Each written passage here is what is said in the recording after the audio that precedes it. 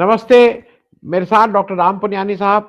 राम पुनियानी साहब से तो जब मैं मिलता हूँ तो मेरा मन रहता है कि इतिहास की बातें करें, थोड़ी विचारधारा की बातें करें, लेकिन एक और इम्पोर्टेंट चीज़ हो गई है डॉक्टर साहब। इस जी, समय हम सब लोगों को ऐसा लगता है कि हम लोग का लोकतंत्र ही बिल्कुल पूरी तरह से खतरे में नहीं है। अब तो उसको कैसे वापस लाया जाए पटरी पे, इसकी चर्चा है।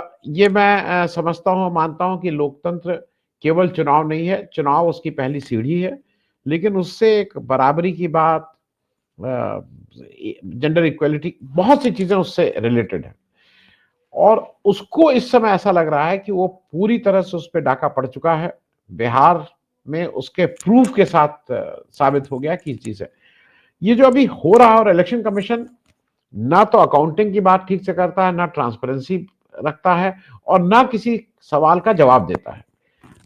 आज हम एसआईआर के मामले को अगर हम ले लें, या वोट मतदाता सूची के मामले को ले लें, वो तो हमारे सारे संविधान के जो निश्चित पैरामीटर्स हैं, जिसमें है कि वोटर बनाना इलेक्शन कमीशन का काम है, उन सबकी धज्जियां उड़ा के वो मालूम नहीं कौन से कानून, कौन से संविधान की बात कर रहे हैं। मैं पहले इस पे आपका समझ लूं, ये जो एसआईआर हो रहा है, ये कितना गंभीर मामला है, और इसमें क्या, कैसे, हाउ टू सैल्वेज इट, या उसको वापस कैसे पटरी पे लाया जाए। देखिए नमस्कार।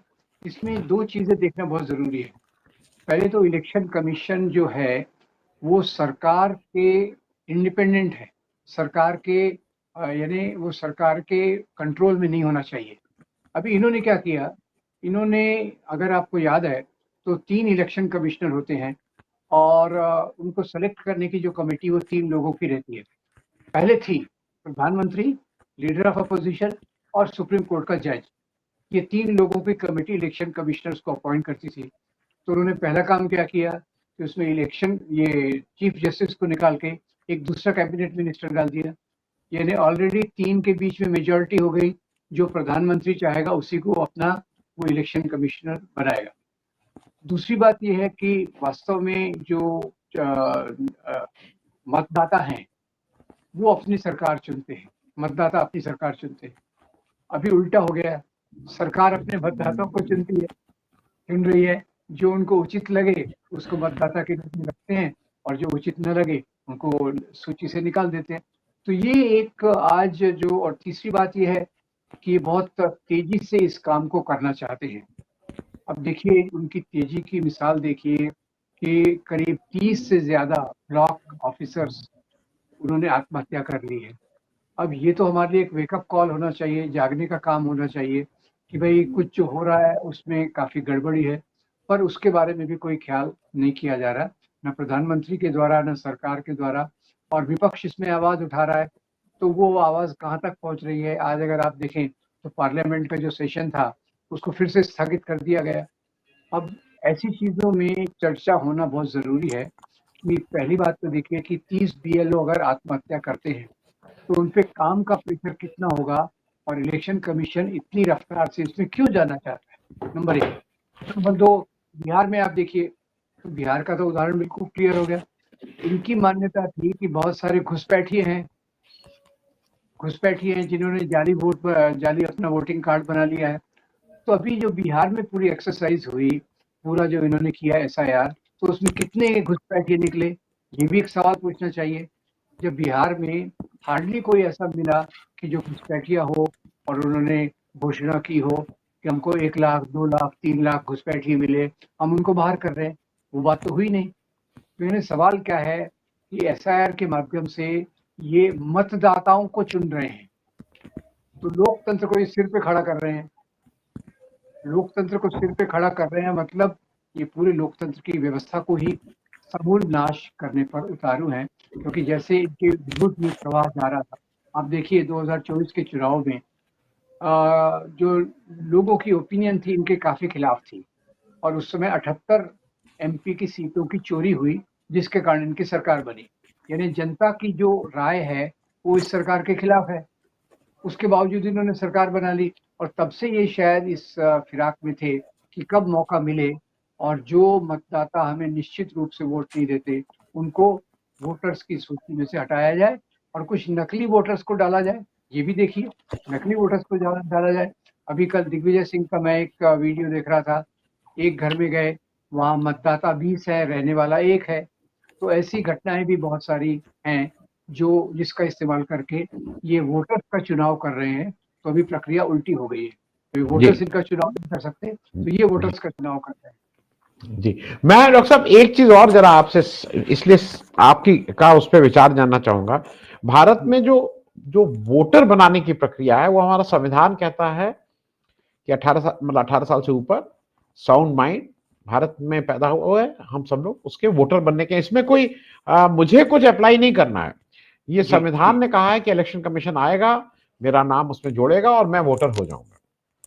इसका मैं इसलिए आपसे ये प्रश्न पूछ रहा हूं और मैं कई लोगों से पूछ रहा हूं। भारत में जो वोट देने के लिए एलिजिबल वोटर्स हैं, people who can become eligible, उसका 99% लोगों का नाम वोटर लिस्ट में रहता था आज से 1 साल पहले। जी बिहार में 8 करोड़ 25 लाख लोग एलिजिबल वोटर्स थे। वोटर लिस्ट में जो इनकी फाइनल वोटर लिस्ट आई वो 7 करोड़ 45 लाख। ये 80 लाख लोगों ने नाम वहां नहीं पाया, मतलब करीब 10% लोगों को। अब ये पूरे देश में अगर आप 10% लोगों को पूरी प्रक्रिया से बाहर कर देंगे तो ये तो मतलब इस आप उनके वोट का अधिकार है, आप उनके बहुत से अधिकार छीन रहे हैं, आप उनके इस देश में रहने का अधिकार छीन रहे हैं। मैं इस पे एक टिप्पणी चाहूंगा क्योंकि 90% कैसे है भाई, 99% होता था, अब 90% हो गया। मतलब eligible voters and voter list में। तो इसका इसका आंसर कौन देगा? देखिए, इसका आंसर तो मैंने जैसे पहले बताया कि इलेक्शन कमीशन पूरी तौर से सरकार की जेब में है। आप देखिए, शुरुआत जब हुई थी, टीएन शेषन जब इलेक्शन कमिश्नर थे, वो एक ही थे और वो इतनी निष्पक्षता से काम करते थे कि रूलिंग पार्टी का कौन है, अपोजिशन का पार्टी का कौन है, उसका ख्याल किए बगैर वो अपना काम करते थे। अब अभी जो इन्होंने 3 सुप्रीम कोर्ट के जज को निकाल कर जो एक कैबिनेट मिनिस्टर रख दिया है, उसके बाद से इनको पूरी आज़ादी हो गई है और ये उन्हीं लोगों को इलेक्शन कमिश्नर बना रहे हैं जो इनकी चापलूसी करे, इनके पीछे जाए और उसके आधार पे काम करे जो इस सरकार को मुफीद है, जिससे ये सरकार को फायदा होता है। और ये जिम्मेदारी इलेक्शन कमिश्नर की, आपने बिल्कुल सही कहा, इलेक्शन कमीशन की जिम्मेदारी है कि जो भी हमारे संविधान के अनुसार जिसको भी वोट देने का अधिकार है, उनकी जिम्मेदारी है कि वो उनको वोटर लिस्ट में डालें। जी अभी जी उल्टा हो रहा है। अभी आप जी वोटर लोगों को कह रहे हैं कि वो फॉर्म भरिए। अब फॉर्म भरने में कितने लोग सफल होंगे, कितने लोग असफल होंगे, वो एक दूसरा मामला आ गया है और जी कितने लोग इसमें टिक पाएंगे। तो इस कारण से मुझे लगता है कि लोकतंत्र पर ये एसआईआर की प्रक्रिया लोकतंत्र पे एक बहुत बड़ा आघात है, जो जी इनकी राजनीति को आगे चलाने के लिए, सत्ता पे बने रहने के लिए मददगार साबित हो रहा है। जी। मैं इसको इसलिए थोड़ा और आगे बढ़ा दूं। जी सीएनआरसी जब हुआ था तो सबको यही खतरा था कि एक एक संप्रदाय विशेष के लोगों को आप मेन स्ट्रीम से बाहर निकाल देना चाह रहे थे। ये सबको जी पता है कि आप इतनी भारी संख्या में लोगों को जो आप जिस संप्रदाय को टारगेट कर रहे हैं वो इस देश के नागरिक हैं, यही रहना है। लेकिन जी आप उनका वोट देने का अधिकार, उनके नागरिक अधिकार वापस छीनना चाहते हैं। ये मुझे मैं इसलिए आपसे पूछ रहा हूं, आपको कहीं नहीं लग रहा है कि सीएनआरसी बैकडोर से उससे ज्यादा मुश्किल हालात पैदा करके सीएनआरसी हो रहा है इस देश में? एक पिक एंड चूज, जैसा आपने कहा कि मतदाता कौन होगा ये सरकार निर्णय ले रही है, संविधान में। जी देखिए, सीएनआरसी। मुझे लगता जी जी है इनकी जो शुरू से कोशिश रही है कि जी अल्पसंख्यक समुदाय को, वंचित समाजों को ज्यादा से ज्यादा सत्ता के दायरे से बाहर रखना। सत्ता के मतलब जो लोग सत्ता में कौन आएगा उसके निर्णय से बाहर रखें। और जी ये जिस प्रकार से इनकी जो आधार है, इनकी जो सोच का तरीका है, एक ऐसा समाज बनाना चाहते हैं जिसमें सवर्ण और संभ्रांत लोग रहें और जो आम लोग हैं, गरीब लोग हैं और विशेष समुदाय के लोग हैं, उनको जितना ज्यादा से ज्यादा बाहर कर सकें, ये उनकी कोशिश है। तो उसी के चलते ये एसआईआर को इतनी क्रूरता से लगाना चाहते हैं। अब देखिए, आप सीए का भी आपको अगर याद होगा, तो जब उन्होंने सीए के पहले एनआरसी जो जी आया था, तो जी मुझे पक्का याद है उस समय असम में 20 लाख लोगों के पास पेपर्स नहीं थे और ये 20 लाख में से 12 लाख हिंदू थे। जी उनका जो दावा था कि भाई ये जी मुसलमान लोग घुसपैठिए आ गए हैं बांग्लादेश से, अब उसका सवाल ही नहीं उठता था। तो इसीलिए उसके बाद वो सीए लाना चाहते थे बैकडोर से, भाई जो भी हिंदू है उनको बैकडोर से एंट्री दे देंगे। तो ये प्रक्रिया एक के बाद एक नए-नए प्रयोग करके अल्पसंख्यकों को और वंचित तबकों को इस अधिकार से वंचित करना चाहते हैं कि वो सरकार के चुनने में अपना योगदान दे सकें और एक सही सरकार आ सके। जी। मैं डॉक्टर साहब एक चीज़ और, क्योंकि ये कुछ चीज़ें इम्पोर्टेंट हैं। बहुत से लोग इस नैरेटिव को सेट करना चाहते हैं और वो बिल्कुल स्पॉन्सर्ड हैं आरएसएस बीजेपी के द्वारा, कि भाई बिहार इलेक्शन में मुद्दा गलत चुना गया और राहुल गांधी या कांग्रेस, ये इनको एसआईआर कोई मुद्दा नहीं था, वो तो मुद्दे गलत चुन लिए गए इसलिए। फिर उनका दूसरा कहना है कि वो हारे इसलिए क्योंकि संगठन नहीं है वहां पे, इनका बेटर संगठन है। मेरे हिसाब से मेरे हिसाब से 1 से 10 नंबर तक का मुद्दा आज की तारीख में एसआईआर है, क्योंकि अगर हमारा वोट देने का अधिकार ही नहीं रहेगा तो हम किस मुद्दों पे किससे क्या बात करेंगे। इसको लेके कांग्रेस पार्टी एक बड़ा आंदोलन खड़ा करना चाह रही है। राहुल गांधी उसको 14 दिसंबर को वहां पे एक रैली रैली कर रहे हैं। वो ठीक है, उनके पास कहते हैं 5 करोड़ दस्तखत देंगे राष्ट्रपति जी को, इत्यादि इत्यादि। ऐसे समय में कल उनके ऊपर एक नई एफआईआर लॉन्च की गई है और ऐसा माना जा रहा है कि 14 दिसंबर के जो रैली है उसको रोकने की तैयारी में सरकार पूरी तरह से कटिबद्ध है। मैं इस पे भी एक आपका टिप्पणी चाहूंगा कि कितना इंपॉर्टेंट एफआईआर मुद्दा है एज कंपेयर टू, लोग कहते हैं ना नहीं नहीं नहीं अभी तो ये सब बात नहीं करनी चाहिए, संगठन बनाइए। संगठन बनता रहेगा, लेकिन मेरे हिसाब से आज एसआईआर कितना अहम मुद्दा है एज कंपेयर टू अदर मुद्दा। मैं ये नहीं कह रहा हूं बाकी मुद्दे अहम नहीं है।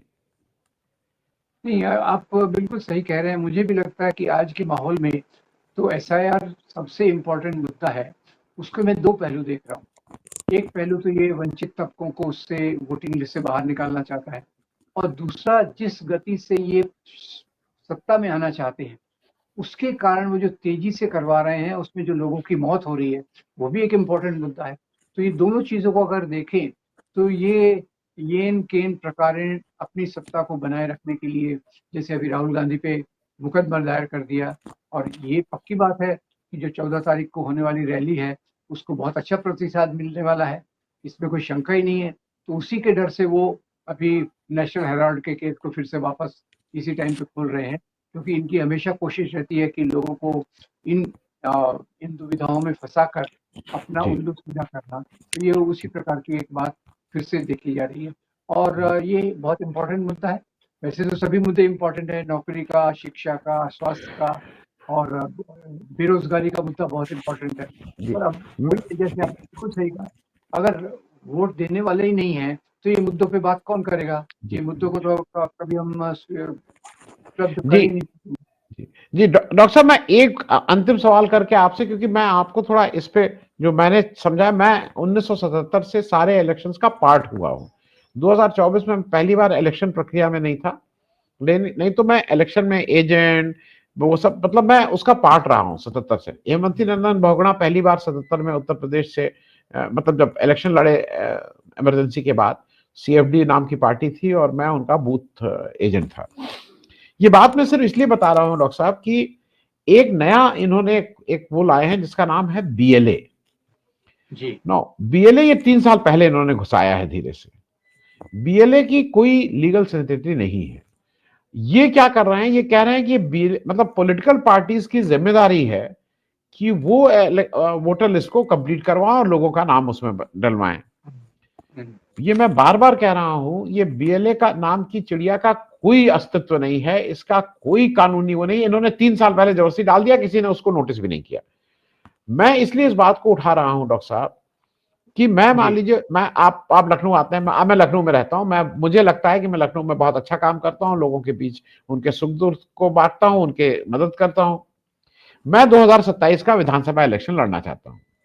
जी, अब ये कहते हैं पॉलिटिकल पार्टीज अपने बीएलए बना दे दें और वही वो बनाएंगे। मैं किसको बीएलए, मैं पॉलिटिकल पार्टीज मेरे हिसाब से सब बेकार हैं, मैं तो अपना ही बनाऊंगा। नो आई, मेरा बीएलए नहीं हो सकता है वो पॉलिटिकल, फिर वो लेवल प्लेइंग फील्ड कहां रह गई। मैं इसलिए इस पे आपकी एक टिप्पणी चाहता हूं कि ये अपने पन्ना प्रमुखों को एक लीगल जामा कपड़ा पहना के उसमें फिट इन करना चाह रहे हैं। मेरा जो जो खतरा मुझे लग रहा है, मैं इस पे आपकी एक टिप्पणी चाहूंगा। देखिए जैसे मैंने पहले भी कहा कि ये संविधान के मूल्यों की जितनी अवहेलना कर सकें, अलग-अलग तरीकों से कर रहे हैं। यानी संविधान बदलने की तो इनकी इच्छा है, और इस बार वो 400 पार नहीं हुए तो संविधान नहीं बदल पाए। तो ये दूसरे दूसरे तरीकों से ऐसा माध्यम ढूंढ रहे हैं जिससे संविधान कमजोर हो जाए। और जैसे हमने शुरू में ही बात की कि वोटर लिस्ट में जोड़ना ये ना आपका काम है ना मेरा काम है, ये जी काम तो इलेक्शन कमीशन का है। इलेक्शन जी कमीशन का मुख्य काम है चुनाव की पूरी प्रक्रिया को सुचारू रूप से चलाना। तो जी उसको ये संविधान की पोजीशन है और उसमें ये किस प्रकार से सेंध लगा रहे हैं, ये जी पीएलए का जो आपने मामला बताया और फिर जिस प्रकार से बिहार में इन्होंने काम किया और जिस प्रकार से इलेक्शन कमीशन पूरी तौर से सरकार की गोद में बैठा हुआ है, ये सब चीजें तो संविधान की पूरी पूरी अवहेलना है। अब देखिए जी शुरू में इलेक्शन कमीशन को हमेशा निष्पक्ष क्यों रखा गया कि सरकार का उस पर दबाव ना हो और वो एक निष्पक्ष तरीके से संवैधानिक तरीके से सबको वोटिंग का अधिकार दें और बिल्कुल सही तरीके से उसका पालन करें। तो उसमें शुरू से लेकर आखिर तक उसमें अलग अलग प्रकार से सेंध लगाने की कोशिश कर रहे हैं। तो आप जो कह रहे हैं मैं उससे पूरा सहमत हूँ और इस प्रकार से होना तो नहीं चाहिए। जी। और सबसे दुख की बात यह है कि हमारा सुप्रीम कोर्ट, जिसका मैं फिर से रिपीट कर रहा हूं, सुप्रीम कोर्ट का न्यायिक प्रक्रिया की सबसे बड़ी सर्वोच्च, उसके बाद दूसरा पीठ होने के बाद एक काम और है जो संविधान ने सौंपा है कि संविधान ठीक से लागू हो रहा है कि नहीं हो रहा है, जी जी वो देखना उसका दायित्व है। वो कोई ये नहीं है कि वो उससे बच सकता है कि हम कब, और अगर संविधान में कहीं छेड़छाड़ हो रही है और बेसिक नागरिक के अधिकारों का अगर कहीं हनन हो रहा है, तो मेरे हिसाब से तो इसमें सू मोटो लेना चाहिए। लेकिन दुख की बात यह है कि सुप्रीम कोर्ट ने एसआईआर में बिहार के एसआईआर का अभी तक फैसला नहीं किया है। इलेक्शन हो गए, सरकार बन गई, लेकिन वो अपना उसको टाले जा रहा है, टाले जा रहा है। तो एक तरह से इनडायरेक्टली वो मदद ही कर रहा है इन सारी चीजों में। डॉक्टर साहब, मुझे ऐसा लग रहा है। देखिए हमारी न्यायिक प्रक्रिया में भी काफी कमजोरियां तो आ गई हैं। मोटे तौर पर आप कहें तो अब न्यायाधीश का तो काम जैसे आपने कहा कि हमारी जो जुडिशियरी है, न्यायिक व्यवस्था है, वो यहाँ की सबसे बड़ी गार्डियन है और वो एक पालक है हमारे संविधान का, जो हम बिल्कुल हमारे लिए एक आगे जाने का रास्ता है। तो उसके लिए सरकार जो गलतियां कर रही है उसको चेक करने के लिए जुडिशरी होना चाहिए। पर ऐसा जितने पिछले 10 साल में 12 साल में देखा गया है, जुडिशरी भी काफी कुछ सरकार के दबाव में जो एक मानसिकता तैयार सरकार कर रही है या पार्टियां कर रही हैं, उसके दबाव में ज्यादा आकर वो फैसला दे रही हैं। इस बात में कोई भी शक नहीं है। ये तो अभी जी एक एक जज के क्या जजमेंट थे वो हम उस पर नहीं जाएंगे, पर मोटे तौर पे जुडिशरी एक दबाव में है और जी उसी आधार पर वो काम कर रहे जी जी। Thank you so much doctor साहब। मैं इस पे एक लंबी सीरीज चला रहा हूँ एसआईआर पे, तो कोशिश करता हूँ कि कुछ लोगों को इसमें इकट्ठा करके इसको कम से कम रोज लोगों तक जन जागरण करते रहें। थैंक यू सो मच, बहुत बहुत धन्यवाद बात करने के हैं। लिए। आपका भी धन्यवाद। Thank you.